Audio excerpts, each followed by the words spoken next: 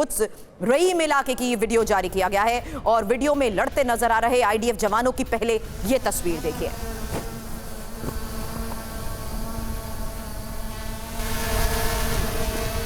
Hamas लड़ाके drone पर गोली दागते नजर आए।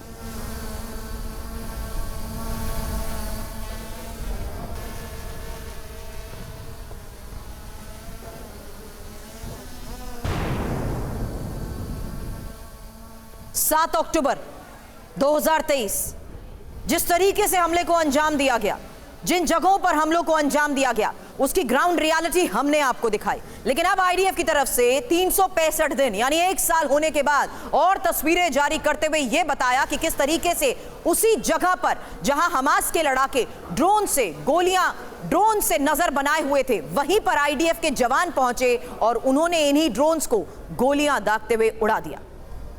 अब 7 अक्टूबर 2023 के बाद इजराइल ने हमास के खिलाफ गाजा में ऑपरेशन शुरू किया और इस ऑपरेशन में हमास को कितना नुकसान हुआ, इसी बारे में एक एक डिटेल आपके सामने, क्योंकि ये 1 साल जहां हमास कैसे पूरी तरह नेस्तनाबूद हो गया है। खात्मे का दावा किया गया था, लेकिन खबर है 17,000 हमास लड़ाकों के मारे जाने को लेकर, हमास के 8 ब्रिगेड कमांडर को ढेर किए जाने को लेकर 30 बटालियन कमांडर मारे गए, हमास के 165 कंपनी कमांडर भी ढेर करने का दावा। गाजा में 42,000 लोगों ने जान गंवाई है। हमास के 40,000 ठिकानों पर हमलों को अंजाम दिया गया। हमास के 4,700 टनल को तबाह करने का दावा किया गया।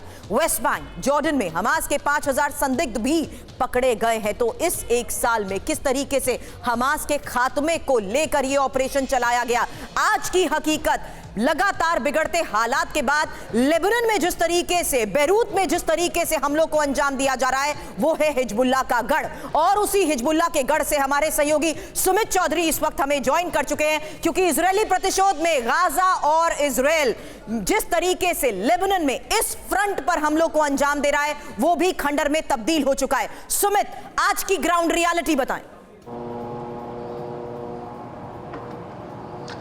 सुरभि, पिछले करीबन कई दिनों से लगातार जो पैटर्न है स्ट्राइक्स का वो ये रहता है कि सुबह 4 बजे तक ताबड़तोड़ एयर स्ट्राइक्स की जाती है, लेकिन कल, क्योंकि आज सुबह से ही 7 अक्टूबर की आप कह सकते हैं 1 साल होने जा रहा है, वो अटैक अब भी जारी है। सुबह कई बार हमने कई जगहों पर 15 से 16 ऐसे लोकेशन थे जहां पर लगातार इजराइल की तरफ से एयर स्ट्राइक्स किए गए। इजराइल अब ना सिर्फ उन इलाकों में, चाहे वो धाइया हो, बेरूट के इलाके हो, बल्कि अब जो आप कह सकते हैं कि माउंट लेबनान के इलाके हैं, यानी जो माउंटेनियर्स इलाके हैं, जो बेरूट को आसपास से घेरते हैं, जो लगातार उस इलाकों के आसपास माउंटेनियर इलाके हैं, उन पर भी अटैक कर रहा। तो निश्चित तौर पर दायरा इजराइल ने अब बढ़ा दिया है जब आप बात करते हैं हिजबुल्लाह पर अटैक करने की। और इस समय यहाँ के ताजा हालात ये हैं कि उन्होंने ज्यादातर अभी तक पिछले कई दिनों में जो उनके कमांड एंड कंट्रोल सेंटर है, उनके एम्युनिशन डिपो है, वो सबसे ज्यादा टारगेट किए हैं। कई इस अटैक्स के अंदर बड़े कमांडर्स मारे गए।